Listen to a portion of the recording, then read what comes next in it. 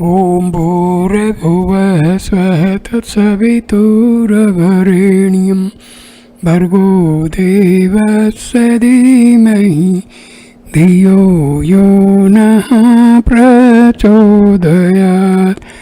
ॐ शान्ति शान्ति शान्तिः।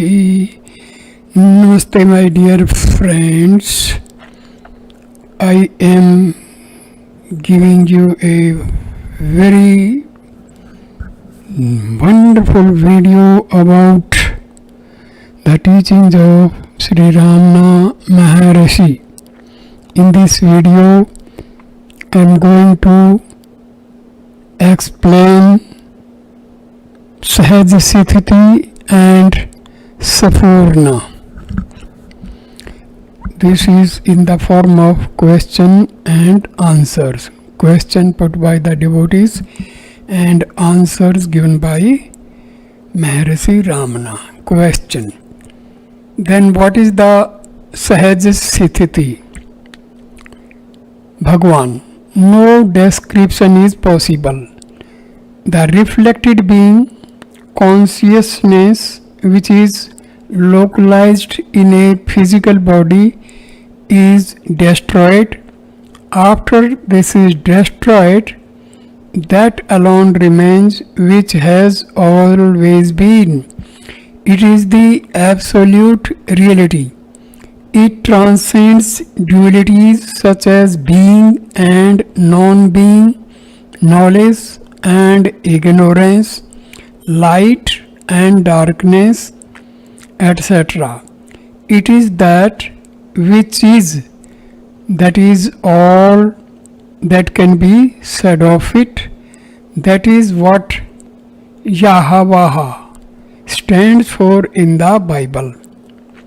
Although he seems therein to be a personal God guiding the destiny of the children of Israel, the Talmudic prophets of old knew the transcendental aspect, as did the Christ.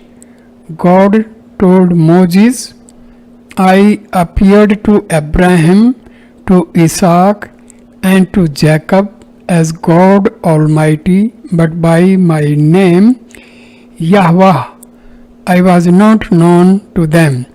On the other hand, the term Yahweh occurs many times in Genesis. Is there a contradiction? No. Prophets before the time of Moses had known the personal God Yahweh, but Moses was the first to whom the transcendental, formless aspect was revealed. The earlier prophets knew the name but not its significance. They loved God and cherished His name but did not understand the meaning or import of the name. The name means I am that I am. God revealed the meaning of the name to Moses, whereas the earlier prophets had only been given the name. The name means that one who is simply subjectively aware without knowingly any object is absorbed or transformed into God. This is not an intellectual conviction or mental assertion. It is the blossoming of the heart lotus, Hriday Spandana Nikamal of love from within. Question. Bhagwan mentioned something known as the Aham Sphurana yesterday. Having reached this Aham Sphurana, how does one proceed from there to self-realization of the final Sahaj Sthiti? Having reached Bhagwan replies, having reached Aham Sphurana, no further effort is possible. For one who has reached the Sphurana, this question is impossible, as is any other question. No doubts arise because the doubter has long ago given himself up to the infinite beingness that shines in his own heart as the light of the true eye. One who has reached Sphurana and remains perpetually merged in it instead of vacillating would never think, I have reached the Aham Sphurana. Now I wonder when realization of the absolute self is going to dawn on me, nor would he think any other thought. The thinker gone, who is left to manufacture thoughts, the one who steadfastly remains in the Sphurana state does not crave realization nor anything else, for he no more has any needs, since a fall from it is always theoretically possible. The Sphurana is still classified as sadhana. However, it is the loftiest stage of sadhana, for it is sustained without the least trace of effort or sankalpa to remain in it. Continuous Sphurana is possible only after the ego sense has been finally given up.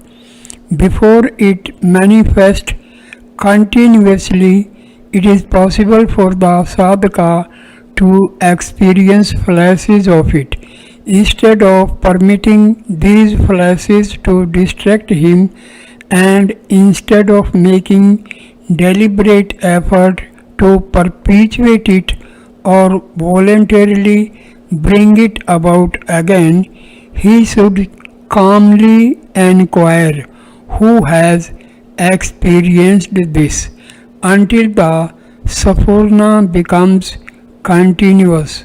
Once the Sphurana becomes the permanent state, it is also in due course extinguished like the combustion of a block of camphor is complete when neither camphor nor flame is seen anymore, and only reality remains. That is the Sahaj Sthiti of the Jnana Siddha about which you are asking. Question put by the devotee. What are the physical symptoms of the Sphurana? Does it involve loss of functioning of the sensory organs? Does it cause loss of body consciousness? Bhagwan replies, there may or may not be an involuntary state of Kevala Kumbhaka. There would also be a throbbing or pulsating sensation. But why are you asking this question? Dive within and see for yourself. The important thing is that in the state of Sphurana, there is no such thing as making a decision. Everything is decided by the higher power, and your mind, having lost the ability to measure variety or make value judgments, stands reduced to mere consciousness of being. Sensory organs function normally, and the alienation of body consciousness is yet to be complete. But the events of the outer world are mere witnessed detachedly without any aversion or fascination, as one watching a cinema picture without the slightest interest, Actions are not premeditated but spontaneous. The body becomes a tool in the hands of the Almighty. Ecstasy floods the soul and blinded by the spell of divine intoxication. One weeps and laughs, sings and shouts without apparent purpose.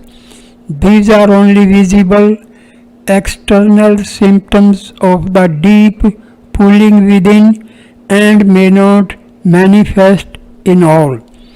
I was like that in Madurai, shedding tears of longing at the Meenakshi temple without having the slightest clue why. Even the thought, why are we crying, did not occur.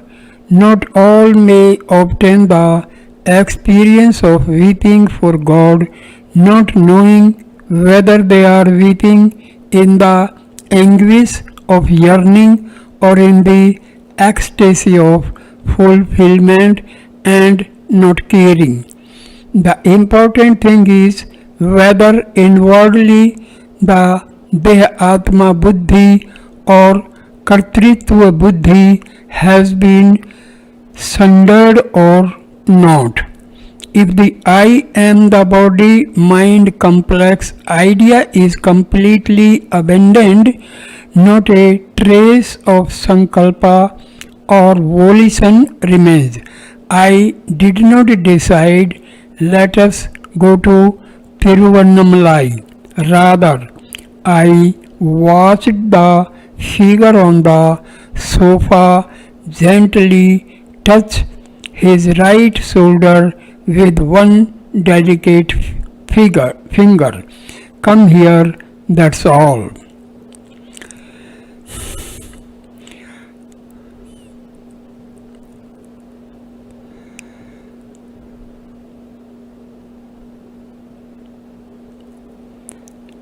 Question: in talks with Ramana Maharshi, it is said as follows: a realization of jnana is always a virti. There is a distinction between virti jnana or realization and Swarupa, the real. Swarupa is jnana itself. It is consciousness. Swarupa is Sat Chit, which is omnipresent. It is always there, self-attained. When you realize it, the realization is called Virti Jnana. It is only with reference to your existence that you talk of realization or Jnana. Therefore, when we talk of Jnana, we always mean Virti Jnana and not the Swarupa Jnana, for Swarupa itself is Jnana consciousness always.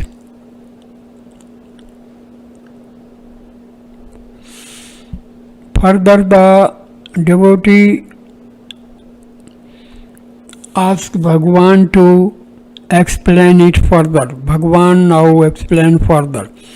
When the mind ceases to take any interest in the objective world and remain volitionlessly and effortlessly abiding in its native primeval state of pure beingness, it is Virti Jnanam.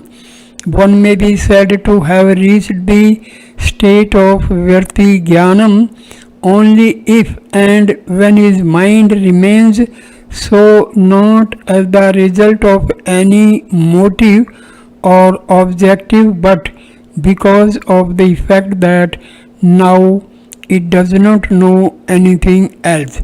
The mind, which was earlier consciousness concealed by a labyrinthine network of virtues, is now reduced into simple consciousness of being, to which effort or objective is altogether alien, then there is no question of straining oneself to remain still.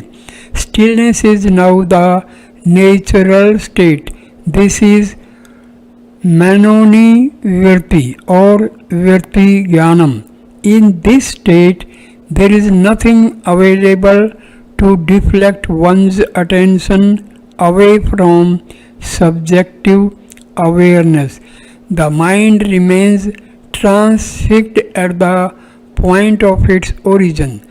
The light of I can be clearly felt to be shining. The experience of the scintillation I is called Aham Sphurana. Since this state is not brought about by means of expenditure of any mental effort but rather on account of subsidence of mind, some books say that it is a transcendental state. Question: is that the state of the Jnani? Bhagavan replies, no, when even the rarefied mind is destroyed in the beyond, it is the Sahaja Sthiti of the Jnani. But you need not worry about all this, it is unnecessary. It is enough to lose the ego, therefore everything is automatic. Bhagavan. This phenomenon is called Aham Sphurana or I scintillation.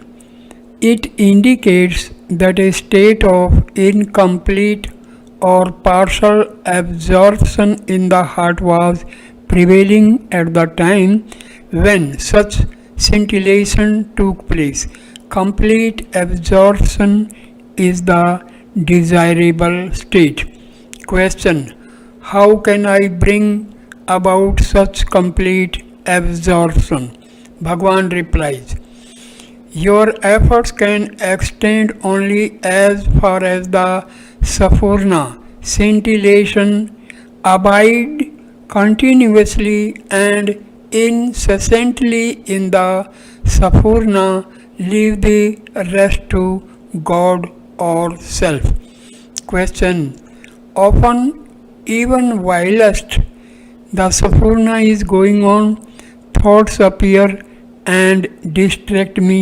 What should I do at such moments? Bhagavan replies, gently extricate yourself from the thought, that's all. The mental faculty is not destroyed whilst the state of Sphurana is in operation. It is in a state of dormancy or suppression. Whenever it reasserts itself, look closely at the thought that caused such re-emergence and it will vanish. Steady, continuous practice is required until you have naturally become established in the Sphurana. That is, until you reach a state wherein no effort on your part is necessary any longer to keep up the Sphurana. Plunge the mind in the Sphurana again and again and again and keep it submerged there until you find that the Sphurana is going on naturally and without any effort on your part. If there is a desire or resolve within the mind, I am carrying on with the Sphurana because doing so will earn me liberation. Liberation will never dawn. The Sphurana should not be the result of any mental process. It should be natural, motiveless, spontaneous, and uncaused by anything. Only then will liberation dawn. Those who expect or anticipate or want liberation never find it. Abandon yourself to the Sphurana unconditional and it will liberate you. Question put by the devotee. What is the difference between the state of Nirvikalpa Samadhi and that of Aham Sphurana, if any? Which is the superior state amongst these two and which is the supreme state? Bhagwan replies, both are equally worthy. In Nirvikalpa Samadhi, body consciousness might be absent. Nirvikalpa plus body consciousness leads to Aham Sphurana. However, Aham Sphurana is conductive for destruction of vasanas, whereas the same is not possible when the mind is temporarily sucked into the heart, shutting out body consciousness and obviating the possibility of sensory perception for the duration of the experience of samadhi. Question. Yogis are said to divest themselves of body consciousness and remain in the absence thereof for decades together. Bhagwan replies, yogis try to eliminate body consciousness by practicing Kevala Kumbhaka for abnormally large spans of time, but the trouble with adopting such an approach is that the volition or intent to remain bereft of body consciousness remains still to be tackled. For this reason, it is better to not try to forcibly eradicate body consciousness, which after all is only a harmless upadhi. Once you have given up the notorious delusory habit of false identification of the self with the not self, all possibility of volition and effort must be destroyed before jnana can dawn. As per the body's prarabdha, let the upadhi of body consciousness drop off automatically. We need not bother about it, regarding it as any hindrance to be resolved or tackled. You need not try to destroy the body or somehow subsume it into nothingness. Simply cease to identify or associate with it in any manner. That will do. Trying to get rid of the body implies paying further attention to the body. Instead, channel attention away from the body and into the self. That is the thing to be done. As for the supreme spiritual state which you asked about, it is the Sahaja Sthiti of the Jnani. It cannot be attained by sadhana. No effort can reach it. Surrender yourself to it unconditionally and you will be absorbed into it. Vichara is only to prepare the mind for unconditional surrender. If you can surrender absolutely, where is the need for vichara and where is the possibility? Who would then be left to investigate? Question. Is the self located on the right hand side of the chest? Bhagwan replies, only up until it is necessary for you to admit that you have a body. Do you? Question. Yes, how can I deny it? Does not Bhagwan see this body talking to him? Bhagwan. The body does not say I am you. You say that you are it.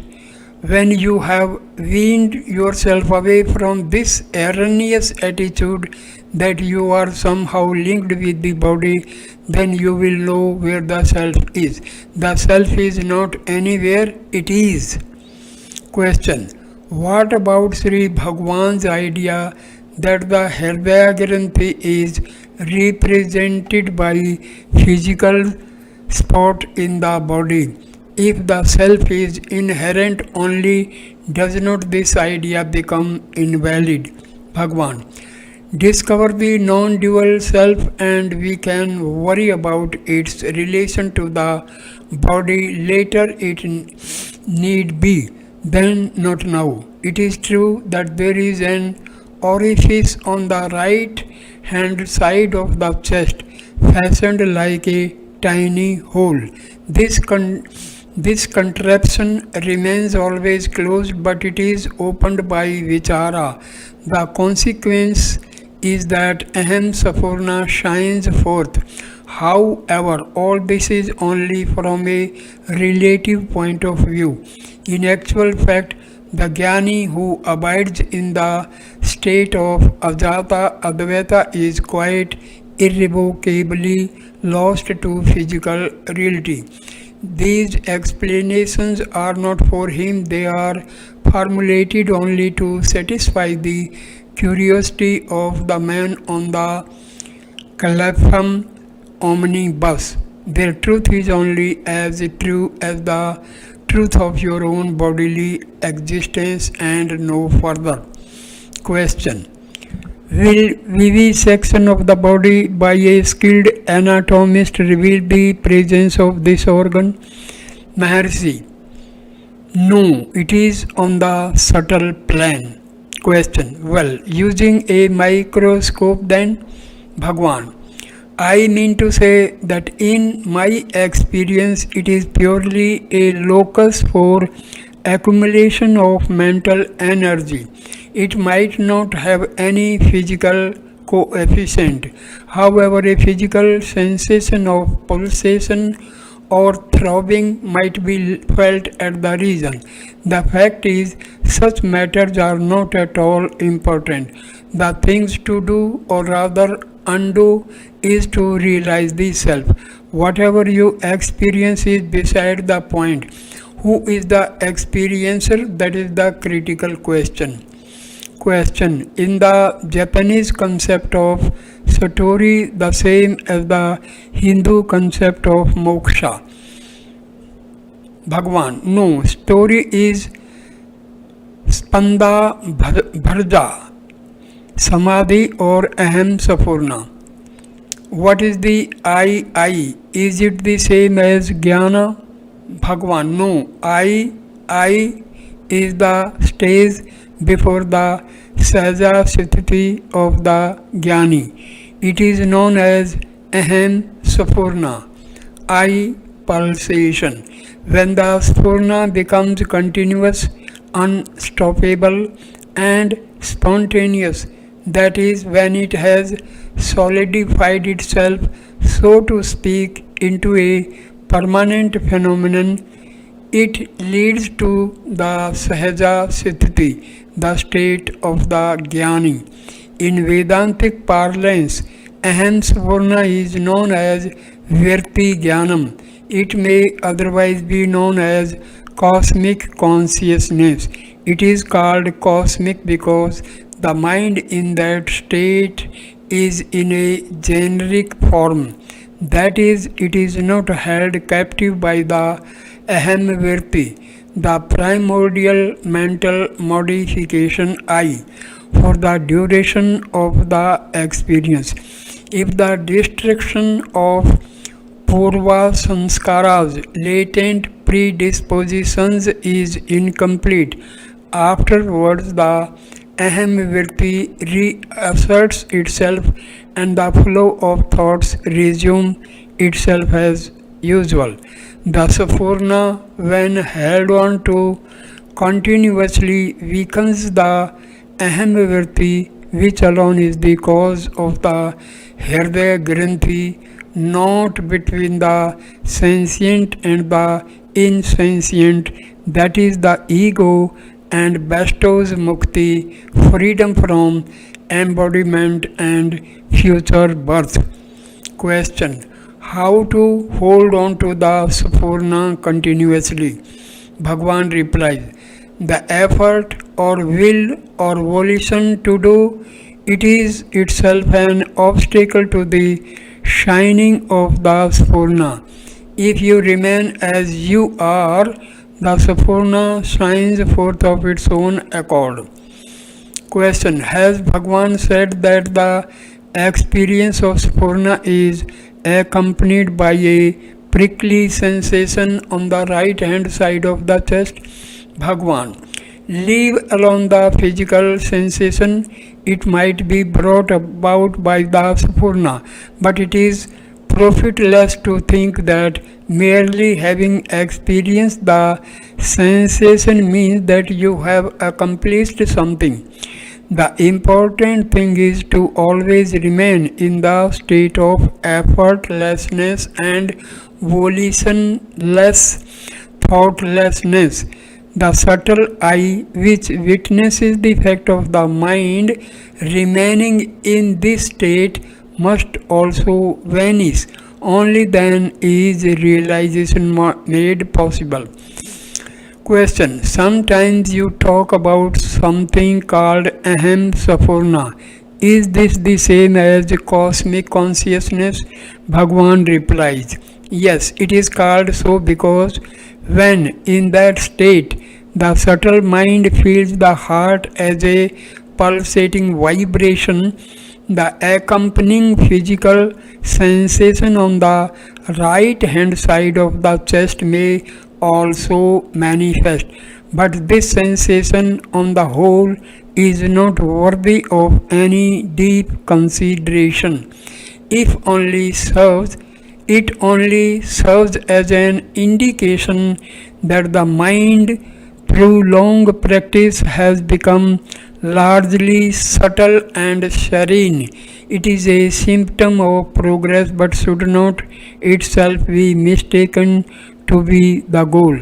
The important thing is for the mind to always remain in its native state of effortless and volitionless absence of thought. Question: when I investigate who am I feel an intense throbbing sensation in the heart center, which Sri Bhagwan talks about on the right hand side of the chest. It is like a sensation that a person would have who is overwhelmed with emotion. It brings tears to my eyes. Every time I investigate who am I am drawn to this center. Is it enough to hold on to this sensation? I ask this question because I have heard that Bhagwan opines that although concentration on this heart center is a beneficial spiritual exercise, it is not the same as vichara, and I do not want to get sidetracked into doing anything that is not explicitly vichara. I am particularly anxious to get emancipated in this jnana. Bhagwan replies: instead of endeavoring to hold on to such sensation, remain unreactive. Why invent a spurious I and then ask him to decide whether he wants to hold on to the sensation or not? If you try to hold on to such sensation, it will vanish. Do not try to do anything with the Sphurana. If you try to do anything with it or catch hold of it, it will vanish and you will be left wondering where you went wrong and why the sensation has vanished. The Sphurana must be continuous. It will remain that way only if you leave it alone. That is, remain as you naturally are. Perfect absence of effort is what is needed to sustain the Sphurana continuously. Why? Because Effort implies the existence of the ego making it, and if the ego resumes its activities, the Sphurana will have to subside. Make every effort to remain totally without any effort. Who is that one who wants to hold on to the Sphurana? He is the mischievous, important, known as the imp, known as the ego. So do not permit the ego to disturb the Sphurana. Let it go on indefinitely by means of exclusively remaining solely as it, the Sphurana perpetually. This Sphurana is a partial experience of the self. It is an indication of the coming glory. But if it is to elevate into the self, it must be left undisturbed. It must be permitted to go on indefinitely. For that, the ego must be kept in check by means of vichara. So, whenever you find the Sphurana subsiding, ask yourself, who am I? It will come right in the end. So at this point I conclude this wonderful video. Thank you, my dear friends. Namaskar.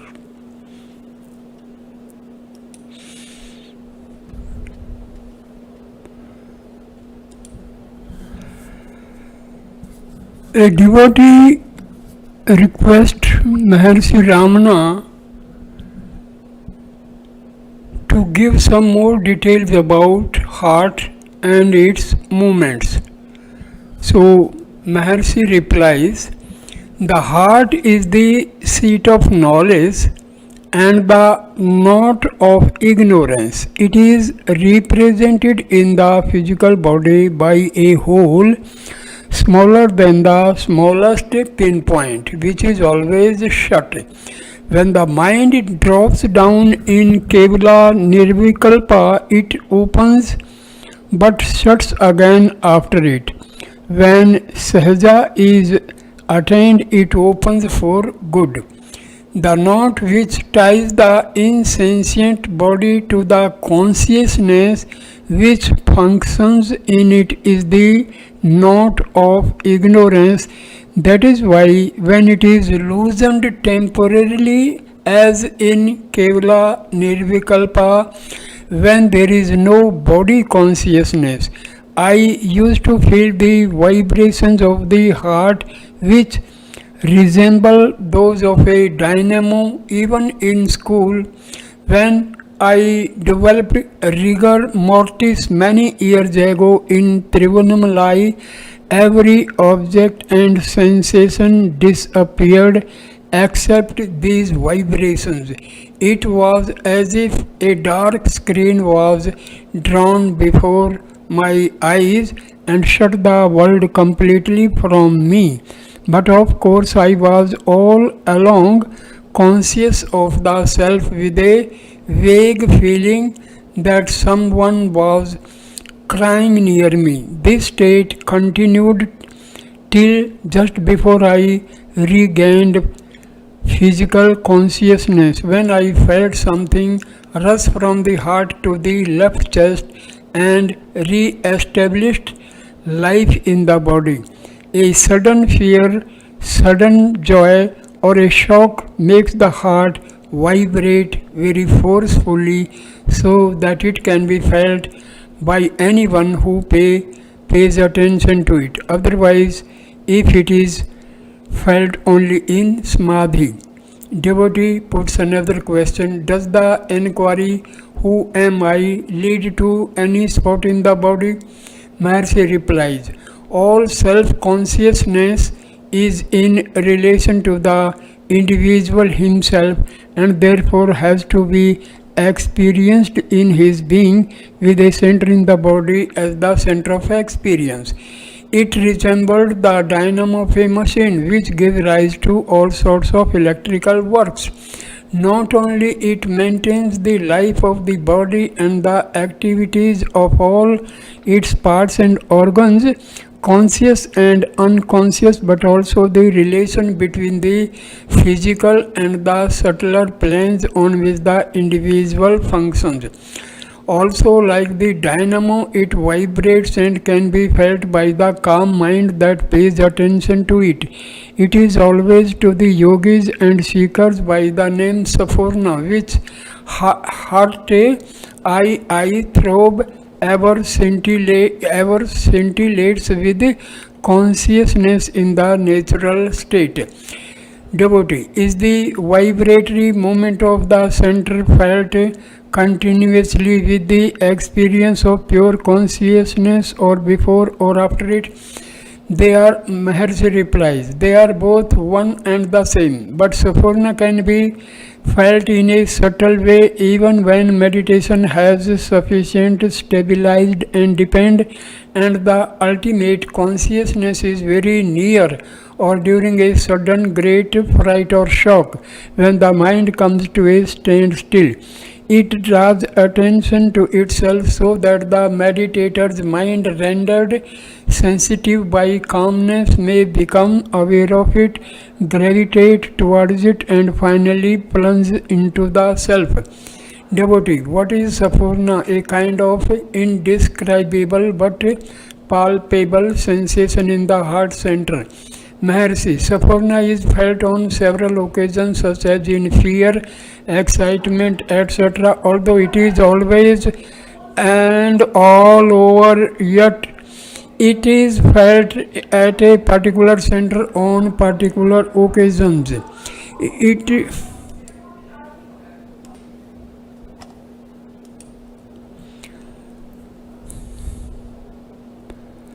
It is also associated with antecedent causes and confounded with the body, whereas it is all alone and pure, it is the self. If the mind be fixed on the Sphurana and one senses it continuously and automatically, it is realization. Sphurana is pure. The subject and object proceed from it. If the man mistakes himself for the subject, objects must necessarily appear different from him. They are periodically withdrawn and projected, creating the world and the subject's enjoyment of the same. If, on the other hand, the man is aware and the light which makes perception possible to be the screen on which the subject and objects are projected, there can be no confusion. One can then remain watching their appearance and disappearance without any perturbation to the self. Devotee, what is the nature of the heart? Does the spiritual heart beat? If it does not beat, then how is it to be felt? Maharshi replies, this heart is different from the physical heart. Beating is the function of the latter. The former is the seat of spiritual experience. That is all that can be said of it.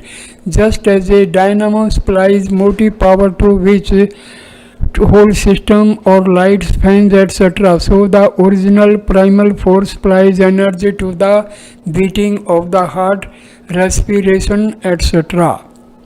Thank you for watching this video. Namaskar, my dear friends. Thank you.